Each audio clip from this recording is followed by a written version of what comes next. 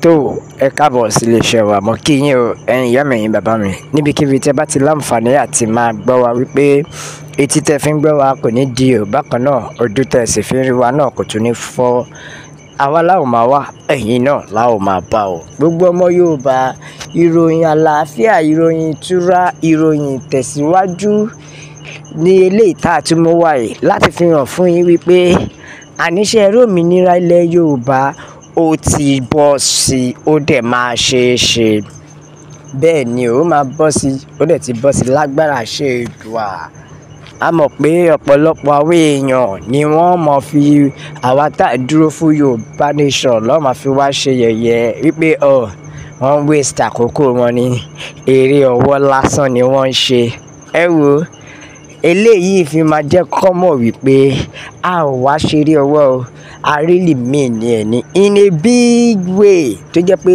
Ọlọ́run dẹ̀ wà pẹ̀lú wa ṣe rí àtìgbà tí ọmọ Adéyẹmọ ti gbé ìgbésẹ̀ láti submit petition yìí àti ìgbà yẹn láti mọ̀ wípé ìtẹ̀síwájú ti ń bá Yorùbá nation bẹ́ẹ̀ ni torí ìtẹ̀síwájú ti ń bá wọn àtìgbà tó ti gbé ìgbésẹ̀ yìí sí láti rí pé ìtẹ̀síwájú ti dé nítorí wípé bẹ́ẹ̀ ni bínú àwa ṣe ń dùn nínú àwọn ọ̀tá ṣe ń bàjẹ́ nítorí àti ìgbà yẹn lórílẹ̀‐èdè Nàìjíríà ti ń sá kílókíló ni wọ́n ti ń forí gbára wọn tó dẹ̀ jẹ́ wípé Ọlọ́run dẹ̀ ń gbèjà wa bẹ́ẹ̀ ni náà Ọlọ́run gbèjà wa because bó ṣe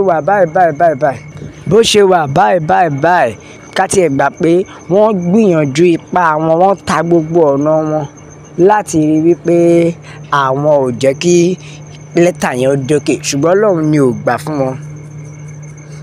ò gbà fún wọn o nítorí wípé ohun tí Ọlọ́run bá ti lọ́wọ́ sí kò sẹ́dá kan tó tún lè yẹ̀ ẹ́ lọ́wọ́ wò ṣé ẹ mọ̀ wípé lẹ́yìn ìgbà tí wọ́n fẹ́ submit petition yìí ní àwọn ìjọba pẹ̀lú àwọn aláhesọ ọ̀rọ̀ lásán tí wọ́n jáde tí wọ́n bẹ̀rẹ̀ sí sọ pé ìjọba UK wọn ò gba petition yẹn tọ́pọ̀ mi tiẹ̀ tún sọ pé irọ́ ni o ṣe ni wọ́n ti bà petition wọn jẹ́ wọn ò dá wọn lóhùn ṣùgbọ́n ju gbogbo ẹ lọ Ọlọ́run tó fi èdè àìyedè sí wọn láàrin ló fi di pé wọ́n sá eré yẹn láti rí pé àwọn bà á jẹ́ ṣùgbọ́n Ọlọ́run ni ò gbà fún wọn iṣẹ́ rí Ọlọ́run tó ti fún wa ní àwọn bàbá olóye bẹ́ẹ̀ ni àwọn bàbá ọ̀jọ̀gbọ́n tí ó jẹ́ wípé pẹ̀lú bí kinní yẹn ṣe ń ṣẹlẹ̀ wọ́n ti mọ ibi tí ó ń lọ wọ́n ti mọ̀ pé gbogbo àwọn ète òṣèlú lásán ni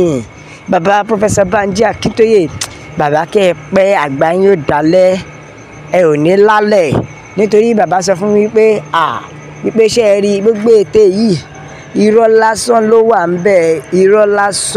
wà ń bẹ̀ wípé àwọn náà ti mọ bí wọ́n ṣe máa ń ṣe kẹ́dẹ̀ wá máa wò ó dẹ̀ tún padà wá rí bẹ́ẹ̀ nítorí láti ìgbà yẹn ni àwọn ìjọba ti bẹ̀rẹ̀ ètekéte ṣùgbọ́n ìgbà táwọn àjọ UK máa rí nẹ́tíkà yìí wọ́n wárí fún ni o bẹ́ẹ̀ ni wọ́n wárí fún wọn gbé fún lọ́tọ̀ nítorí wípé wọ́n ní láti ìgbà tí àwọn ti máa ń ṣe òmìnira fún àwọn èèyàn táwọn tẹ̀tẹ̀ ti nípa àwọn gba lẹ́tà àwọn ò gba lẹ́tà tó strong tó le tó eléyìí débi pé wọ́n tún dìmáàdì pé àwọn fẹ́ mọ ẹni tó kọ kínní ẹni tó fi lèmi tó kọ kínní dájúdájú ó ní ọpọlọ débi wípé ibi tọ́lọ́run tún gbé wá lẹ́yìn dé àwọn èèyàn tó jẹ́ pé èèyàn ò tiẹ̀ fojú sí lára gan wọ́n ti ń support Yorùbá nation débi pé wọ́n ti ń support pé pínpín ni ká pín sẹ́ẹ̀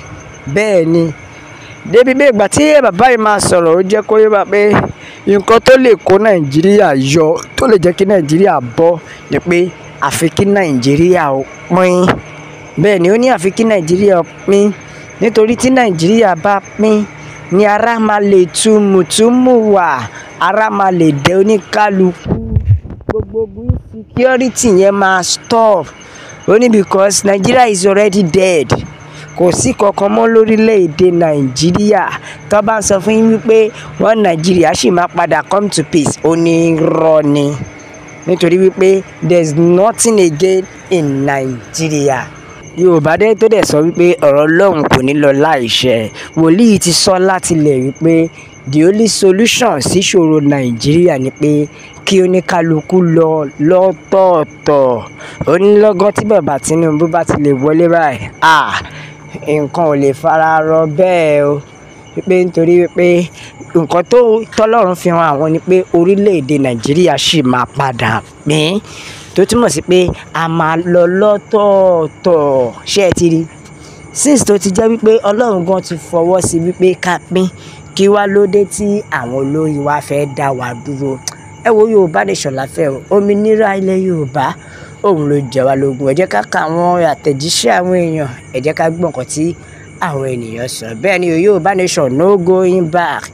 Bẹ́ẹ̀ ni o, we the Yorùbá tribe in Nigeria total freedom to become a leader of ourselves. Bẹ́ẹ̀ ni a ò fẹ́ wà lábẹ́ èèyàn kan mọ́. Bẹ́ẹ̀ ni a ò fẹ́ wà lábẹ́ one Nigeria mọ́ nítorí pé kò favour wa.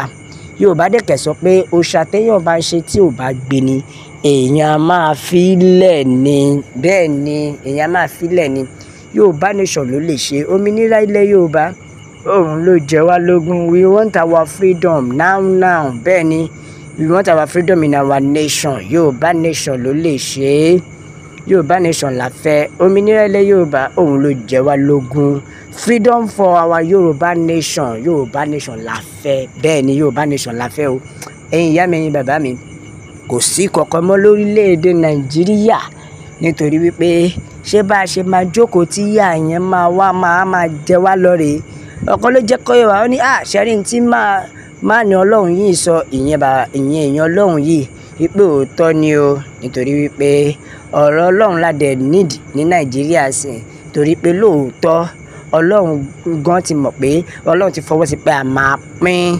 Bẹ́ẹ̀ ni nǹkan tí bàbá yìí dẹ̀ sọ pé ó máa ṣẹlẹ̀ nígbà tí Tinubu bá wọlé kọ́ ló ti yá ń ṣẹlẹ̀ yìí ni. Àfi kí Ọlọ́run gba Yorùbá nation o. Bẹ́ẹ̀ ni o, la ṣe ń gbàdúrà lójoojúmọ́ pé kí Ọlọ́run kó deliver Yorùbá nation kúrò ní orílẹ̀-èdè Nàìjíríà. Àwa ò ṣe Nàìjíríà mọ́. God bless Yorùbá nation. Bẹ́ẹ̀ ni Yorùbá nation is unstoppable. Bẹ́ẹ̀ ni gbogbo ipá yín láti rí pé ẹ máa dá wa dúró Ọlọ́run ò ní gbà fún yín o. Ó gbọ́dọ̀ dúró ni o. Oríire máa wo dájú fún wa ni o. Bẹ́ẹ̀ ni ẹ̀yin ìyá mi, bàbá mi, bá mi share, ẹ bá mi like, ẹ subscribe, ẹ tẹ̀ sójú ẹ̀. Ẹ jẹ́ ó yá àwọn èèyàn lọ́tùn lósì pé Yorùbá nation òun nìkan ni ọ̀nà àbáyọ o. A ó máa bẹ ọ bí ẹni bẹ iṣu ni àtẹ́lẹ̀ àṣẹ a sì máa bẹ náà o. Gbogbo ẹni tó bá sọ pé ò ní délé òun la ò ní délé bá la fi sọ pé ó dàbọ̀.